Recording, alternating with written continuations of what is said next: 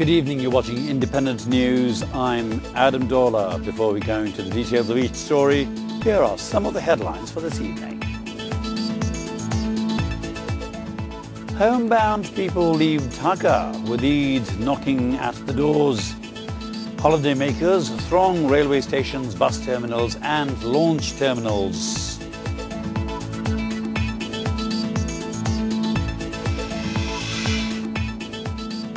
Awami League leaders allege that the BNP-Jamaat alliance is plotting to return to power through the rise of militancy.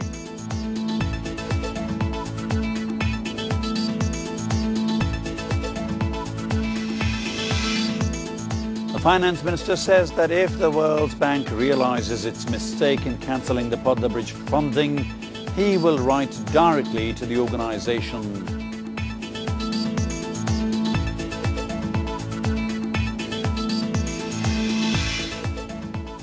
With Eid just hours away, the rush of homebound people keeps increasing in the railway stations in the capital.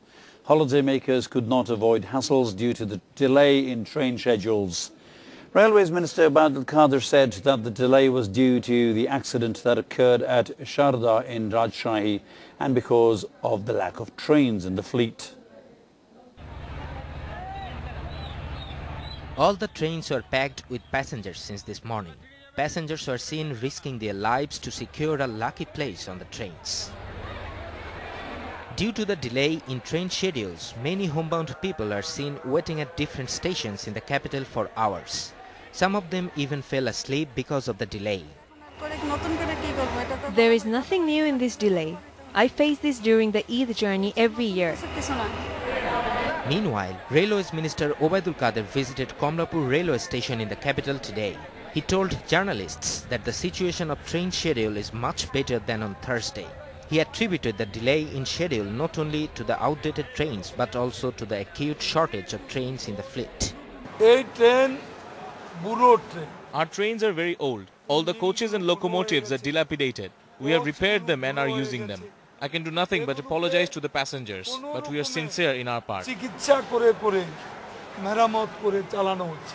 However, the passengers are accepting the delay and hassle with smiling faces just because of the prospect of sharing the joy of Eid with their relatives back home.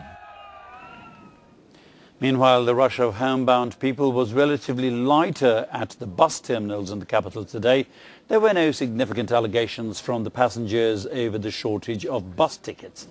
Earlier yesterday, the rush of homebound people was huge, and the rush resulted in huge tailbacks on the railways on the highways in different routes. However, the pressure was relatively lighter today as a lot of Dhaka residents started leaving the capital in advance thanks to the long Eid holidays. There was less crowding in the terminals and passengers got their bus tickets quite easily. Highway police sources said they had made necessary arrangements to keep the highways free from traffic and to ensure the security of homebound people.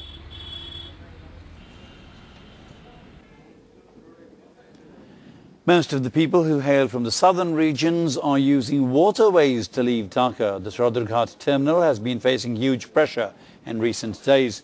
Earlier today, Shipping Minister Shah Jahan Khan inaugurated the activities of the volunteers who will stop passengers from riding on the roofs of the launches. However, passengers have alleged that launch owners are taking extra passengers to make extra profits.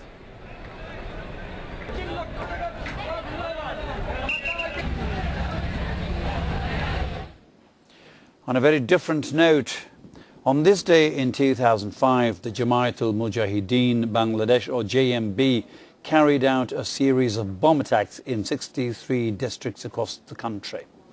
Bombs were exploded in nearly 450 locations, while the JMB has been decimated and its leaders prosecuted. 68 cases filed for these blasts still remain pending at court. Bomb attacks were carried out at nearly 450 locations in 63 districts across the country on this day in 2005. Intelligence sources confirmed that the attacks were carried out by the JMB.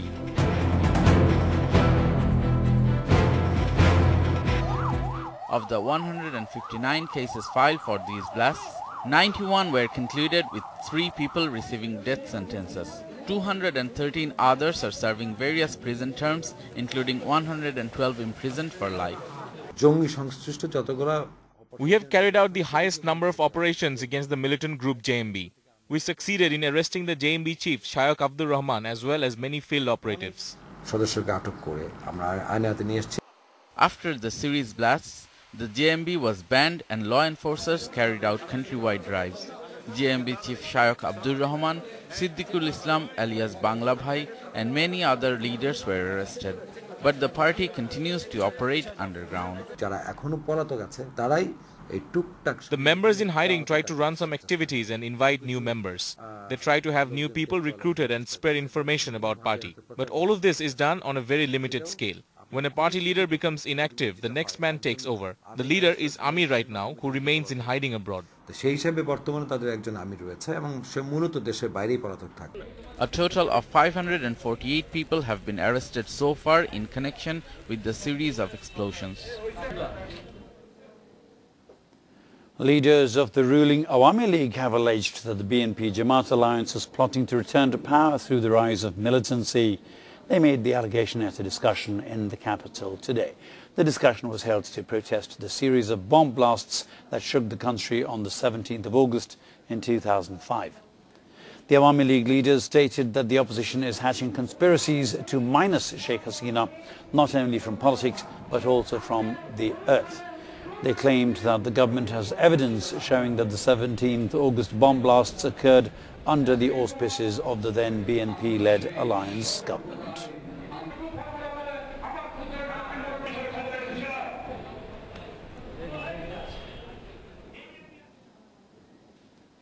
Minister without portfolio Suranjit Singh Gupta has demanded the formation of a separate commission to investigate the August 17th series bomb blasts. He made the demand at a program in Dhaka today. Suranjit blamed BNP chief Khalida Zia and Jamaat chief Nizami for the blasts and demanded that they be brought to book.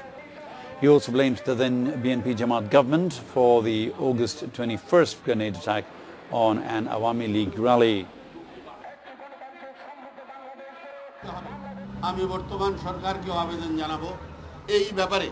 I urged the government to form a commission to inform the people about what happened on that day. The government that was in power at the time must be held responsible. A new law should be enacted to bring those responsible to justice.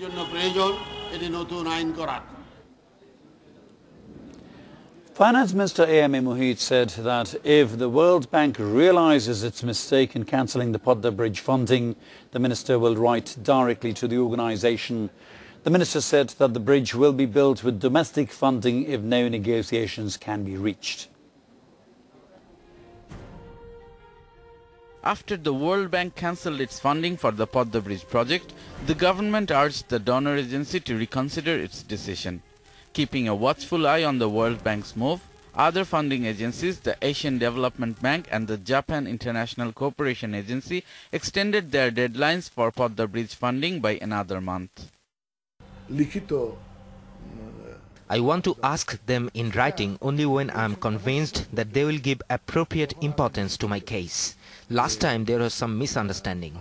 After clarifying this, if we can arrive at a point where there are no conflicts, the rest of the process will be simple. While Mohit is hopeful of a positive outcome, he is also considering other alternatives.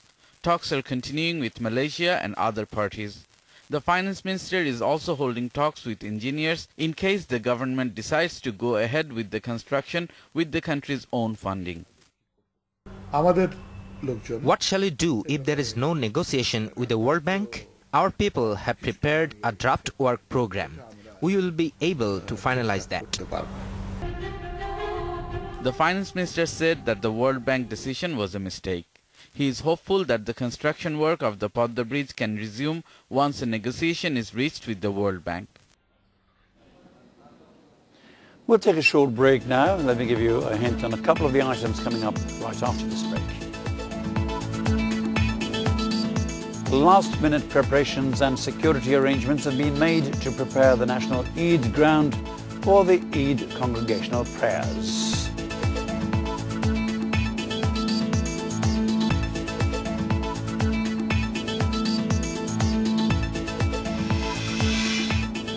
A road accident in Munshiganj claims the lives of 4. 7 people remain missing after a speedboat sinks on the Mawa-Kawrakandi route.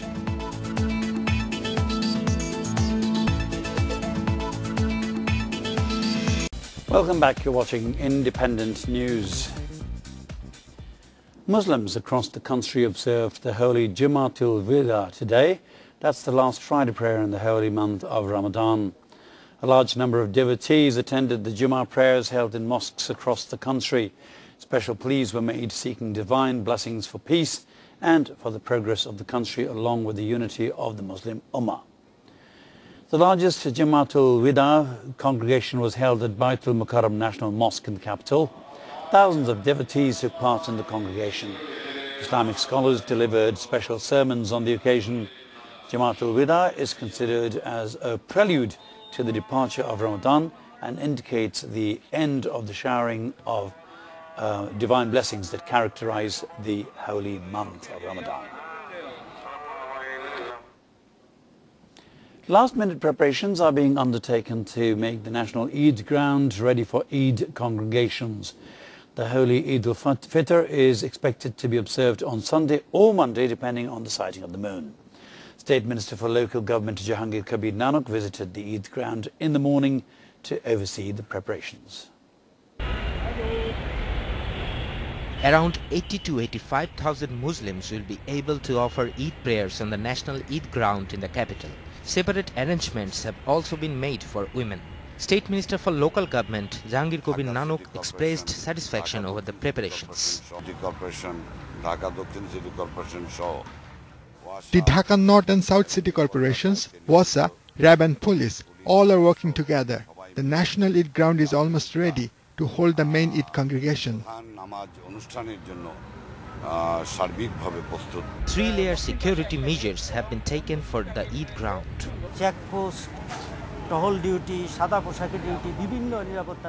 We have taken different security measures. Plainclothes security personnel will be vigilant along with uniformed policemen. You know, the Eid will probably be observed on the 20th of August. We have taken security measures for all big Eid congregations in the capital.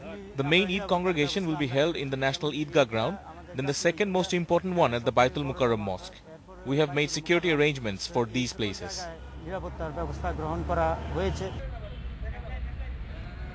A total of 256 Eid congregations will take place in the capital this year. With Eid just a couple of days away, the demand for vermicelli, aromatic rice, meat and spices are high in the markets. The customers are prioritizing the festival over the increased prices of the goods. Ramadan is coming to an end and Eid is knocking on the door. Customers are buying the important items for Eid such as vermicelli, aromatic rice, meat, spices and dessert ingredients. Today I bought spices and sweet-making items. Sellers are saying customers are more interested in packed rather than open vermicelli. Sellers also claim that prices have not been increased for Eid. The price of sugar remains the same as before. Customers are also showing increased interest in aromatic rice and meat, since traditionally they are important items for any Eid. Eid market is slow this year because many people left the city early for holidays.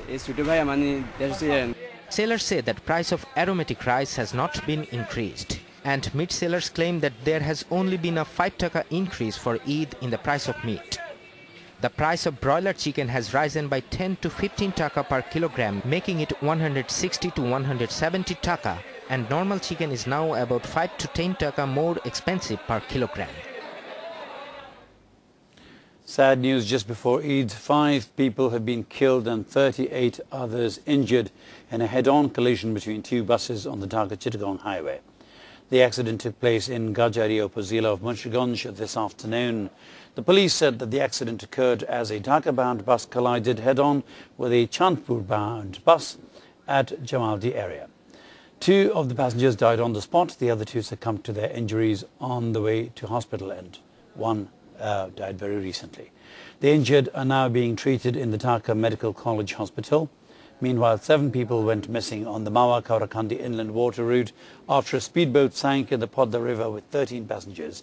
Local administration rescued 6 passengers from the spot, but the rest of the passengers were still missing when we received our last update.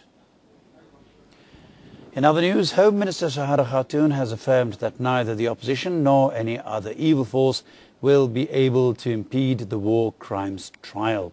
She said that any attempt to hinder the trial will be resisted with the support of patriotic citizens. Sahara Khatun made the comments after distributing the VGF rice and zakat clothes in the capital today. The Home Minister handed over 10 kilograms of rice and zakat clothes to each of several destitutes.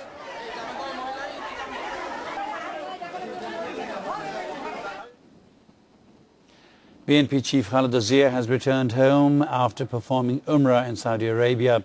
She arrived at Sharjah International Airport on an Emirates Airlines flight in the morning. Top BNP leaders and activists welcomed her at the airport.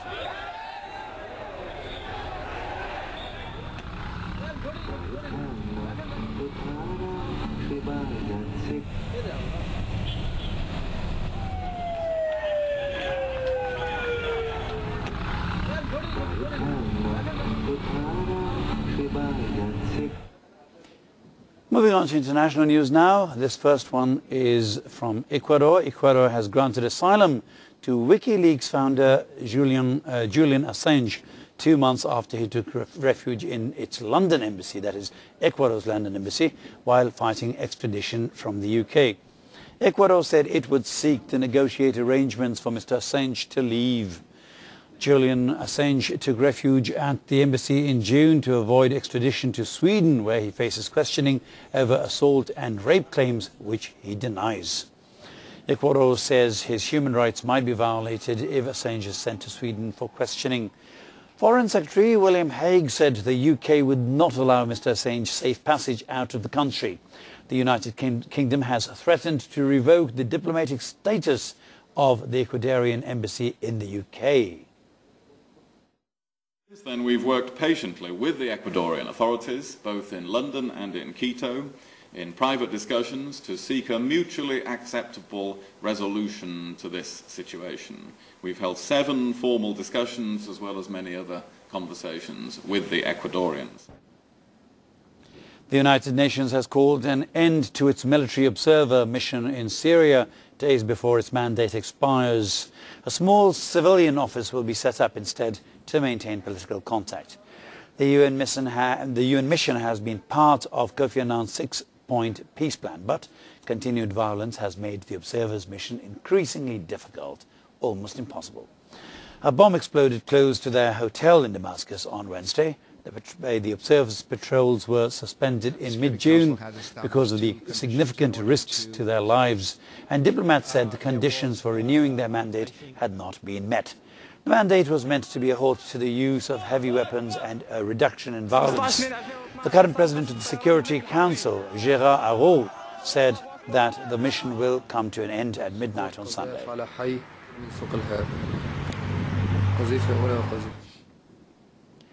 A series of violent attacks across Iraq have killed at least 53 people and left scores wounded.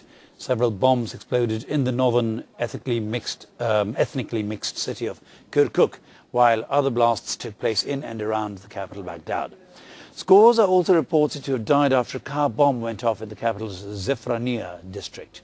Many of the attacks targeted security forces and police.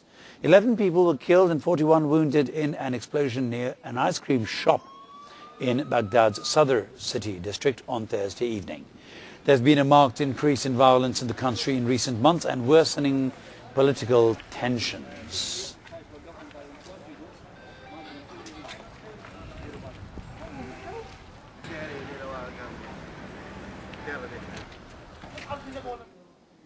Before we end this bulletin, here's an important tip.